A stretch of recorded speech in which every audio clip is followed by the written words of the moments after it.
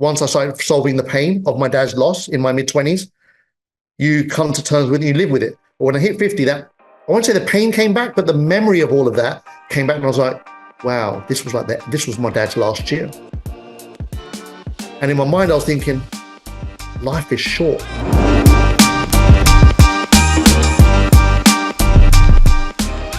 The more successful you'll become, the more judged you will be, and this is a factor that will contribute towards people not wanting to put themselves out there, because it's like, well, if I put myself out there, then I'm putting my neck on the chopping block to be judged. And then what are people going to say? Sometimes you might even get a bad comment on Instagram, and it's, my world is coming to an end. And that's just because somebody just says something, a horrible comment on Instagram. So you gotta have that strength. And look, credit you.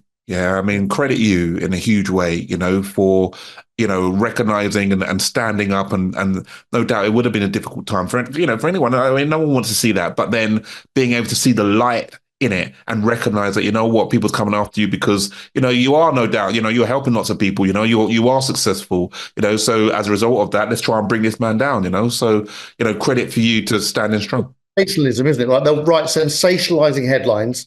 Yeah. And then when you get into the content, there's nothing of value. It's all hearsay. It's all, using very loose words, nothing concrete, nothing solid. And they kind of make you out to be the bad guy when actually they don't even talk about the owners of the company that actually made the decisions and actually maybe ran off with the money or closed the system down or failed the business. They don't even talk about those guys. They pick on the leaders, because if they talked about the owner, nobody knows the owner. There's no hits. There's no traffic, there's no attention. But if they can grab a name that's known, suddenly they've got what they want. What do they want? They want sales, traffic, blah, blah, blah. Well, this is it, because it's not your company as such, right? It's not you're somebody that just got involved in a network marketing company, and you're now gonna start recruiting people to get involved and stuff. But you're just like anybody in that company. It's not like you are the company, right? Yeah, and I always say this to people that I'm a distributor just like you. We're both the only difference is my experience, my connections, and the speed with which I'm moving up this plan. And if it takes me a year and it might take you 3 years, ultimately, we're the same people. There's no difference. So if anyone's going to blame me, they're kind of blaming themselves at the same time, right? Like, if you are going to take on the responsibility of success, it comes with the cost. And, the higher you go, the bigger the sound. But even at the early levels, your family will judge you. They will talk about you behind your back. Your friends will talk about you behind your back. You may never hear those conversations. Sometimes, if you're unfortunate, you will hear about them. And when you do, it's not nice. It's painful. Like you said, the default is to shrink and play smaller and play safe. But guess what? That's not where success lives. Yeah. You cannot shrink back and expect to light the world up. You're never going to. And so that's what I'm saying, that what you've got to get right is here. If your default is to shrink back, you've done yourself a disservice to your greater good, to your higher self, to your ultimate potential, right? Because of what a neighbor said, or a friend said, or a family member said, or even a newspaper said, or whatever it might be, right? It's like, come on. The biggest question that Les asked me that really made me kind of get it, he said, have you done anything wrong? I said, absolutely not. I knew I hadn't. What are you worried about? Okay. The price you pay, yeah, I love that. That's gonna be a new one that I'm gonna start incorporating to some of my training. Yeah, the price you pay. Yeah, for sure, no doubt. We'll do that. Look, I'm loving what you're sharing with us, Kalpesh. Well, one of the other questions of what I wanted to ask you, you alluded to it a little bit earlier on, and that is that, we've spoken about, you've had massive success over, your lifetime, tens of millions of pounds, dollars, over your lifetime. You've had massive success, but obviously you've had some of your challenges as well. Of where you might have, lost a lot of money. You mentioned at the age of 50, starting again at 50, so how do you do that? How do you go from tens of millions, hundreds of thousands a day, at certain stages in your life to get into a point where you're then having to start again at 50? There's no fixed answer to that. And it fits in beautifully with the conversation we had earlier about what my mum used to say to me about the illusion. Mm-hmm. And therefore, I'm really blessed that it's never been about the money as it has been about everything else. And then the money kind of follows that. I'm super blessed that my horse and cart were the right way around always. So whenever I've lost money, I've always bounced back. Like it's water off a duck's back, always. And in business, you lose money. Deals go wrong. Decisions that you make are bad decisions that didn't work out for you. The nature of everything progress is risk. Progress and risk go hand in hand. And so what you make here, you risk here to go to another level, and it goes wrong and you're back. It's like snakes and ladders. You know what I mean? Like snakes and ladders is real life. Mm-hmm. Like you're climbing and then suddenly something hits you. You're climbing and suddenly something hits you. And you want to get to the square of 100. The goal is to start at 1 and get to 100, but it's a journey. So snakes and ladders is kind of that, right? So that's how life is. The younger I was, the easier it was to climb. Every time I got a bit, I'd climb harder, climb faster. The older I've gotten, lucky for me, I'm still youthful mentally. So I still get back and bounce. But I can imagine at 50 to lose everything was a conversation I had to have with myself on a much deeper level, that what did I learn that I got myself here at 50 from all of that 50 years of doing more than most people would have done maybe in 50 lifetimes. And I often talk about this as a concept as well. Most people live one life in their lifetime because of fear of trying anything new. If you're one of those people who tries everything, you're already living multiple lifetimes in one lifetime. So there I was at 50, having lived multiple lives, and financially that not being represented. And then I always go back to that conversation that we come with nothing, we go with nothing. And everything in between is just a game that we play. And yes, we should always play to be the best version of ourselves and produce the best results we can in whatever we decide to play. And with that kind of mantra, that, okay, here I am at 50. Bear in mind, my dad was 51 when he died. So 50 for me was such a huge year mentally.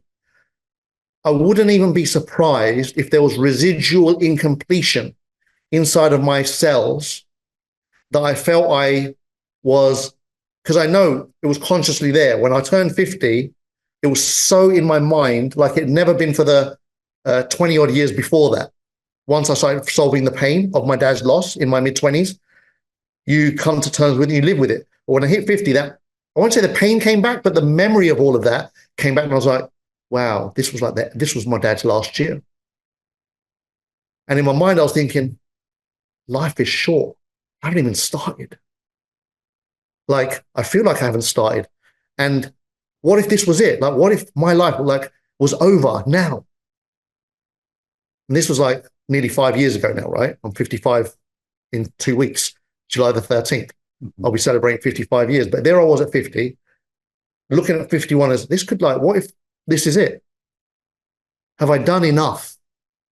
Could I have done more? I was really, even though, like I said, I've lived a blessed life in terms of the decisions I've made and how far I've gone, I was still questioning all of that. And I often wonder whether it was that was creating in the background the demise of it all, like a real universe saying Control, Alt, Delete. All right, now what? Here you go. This is it. Not physically. It's not the end of your life, but let's say it's the end of everything that you've created and manifested with all of the things you've done. Now, what are you going to do? How are you going to show up now? And for me, that was like the real test. Like, okay, here I am at a later stage of my life where I don't have the same youthful strength, energy, get up and go. And life saying, get up and go, Kalps. What are you going to do? And what I knew was who I was. And I knew that I could lean on 50 years of 100 lifetimes worth of experiences, which is like 50,000 years. Do you know what I mean? Mm-hmm. Mm-hmm. I said, okay, here we go. But don't make the flippant mistakes that we've made before. But let's go again, and let's go harder than we've ever gone before. And let's produce the best we can. Let's go for it. And I did. And I created in the next 3 years more than everything I'd ever created in the first 50. Wow. That was magical. Yeah, I bet it is. Yeah. What I'd done in the first 50 was already magical. But to then be reset, ground zero, and then manifest all of that and some in 3 years, really opened my eyes to the power of not being attached and not being glued to what you had, to who you were, or your history, or your pride, or your ego. All of those things were being attacked when I lost everything. But I realized when it was being attacked, I felt, I won't say unharmed, but a weird level of comfortableness in losing it. Like there was just a kind of a different level of, it doesn't matter. It's not mine anyway. It doesn't matter. I'm still here.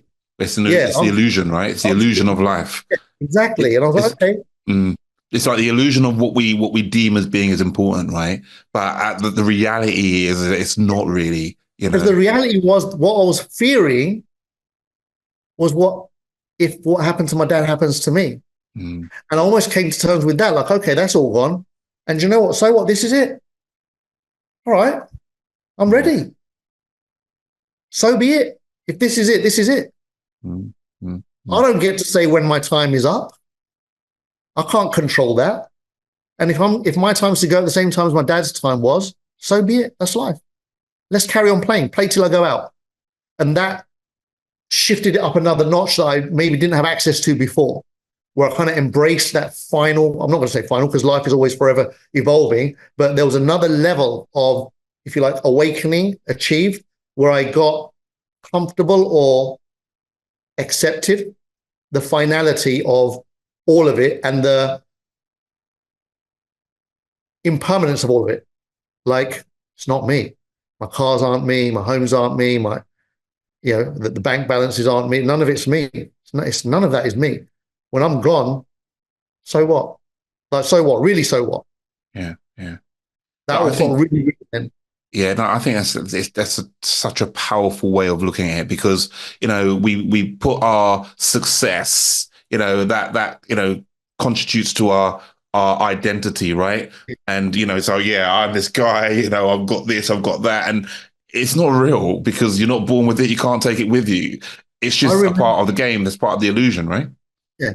I remember as all of this was falling apart and slipping away and things were going wrong, decisions I'd made were not working out and stuff was going, you know, then you start making desperate decisions, trying to recover what you've lost over there and you're trying to double down over here. And as you're going through that process, and it was all like my secret. As far as the world knew, I had it all still, but I knew that I didn't, right? And I remember at one point I couldn't pay my petrol for my car. I had an M5 and that thing spits petrol like it's going out of fashion. And I had to downgrade my car. And I was like, the ego, like, what are people going to think? I'm 50 years old. Who gives two hoots what people are going to think? But I had that going on. Like, and not so much about people like neighbors. I don't care about people that don't know me. Because I've committed my life to making a difference and leading in the conversation of success in my world, I was letting down all of the people that were looking to me for what success is.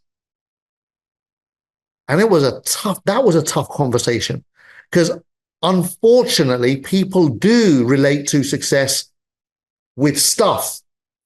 Like they cannot relate to somebody as successful that hasn't got stuff as easily as they do with somebody that has. And I remember driving my car to a garage to hand it in and downgrading, but still downgrading to a much older car, but it was still a Range Rover, which was still a foolish decision.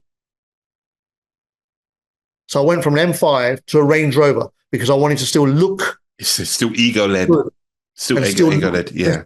And so then I'd turn up and it was a diesel, saving me money on the fuel consumption. But it was an unnecessary possession given where I was because it was 14 years old. So now I had to fix things more often. So what I was saving here, I was still losing. There was no win or no gain. My ego was saved a little bit, but my situation didn't change. I just went from this version of a truth to another version of a truth. And then I had to go, okay, let go of this nonsense, Couch. What are you holding on to? Why are you punishing yourself? For what? What is it all in aid of? And then I was like, okay, surrender, let go. Like, this is it. And when I let go and embrace the energy of nothing matters, nothing at all matters, everything's good. Everything is perfect as it is. That's when I was, because for 3 years before that, I hadn't done any business. Bearing in mind, at age 50, so from about 47, 48 onwards, I hadn't done any business. I was looking at stuff, couldn't find anything I wanted. So that's why my, money was sliding away, and then I was making bad investment decisions. I wasn't generating income. I was still spending income like I was there, and I was investing money to try and make income without doing it through networking, because I couldn't find a company that I could trust or like or resonate with. At the time, everything was crypto-based, and I just couldn't get my head around how this crypto MLM thing was adding value to people's lives, and it wasn't. Everything was fading that was starting, and I refused to be a part of all of that. And I wasn't attracting anything great. And then it was only when I let go of that final moment, okay, sod it, I surrender. This is how it is. Here I am, I'm 50. This might be my final year. I'm done. I let go. I surrender to the universe. And it wasn't long after that surrendering process. I'll tell you how powerful surrendering is. I'm just remembering now talking to you, Jay. Yeah. I remember there was a meeting. I went to a meeting, because I'm always going to meetings to keep my ears open to learn. I went to an MLM opportunity meeting that I got invited to.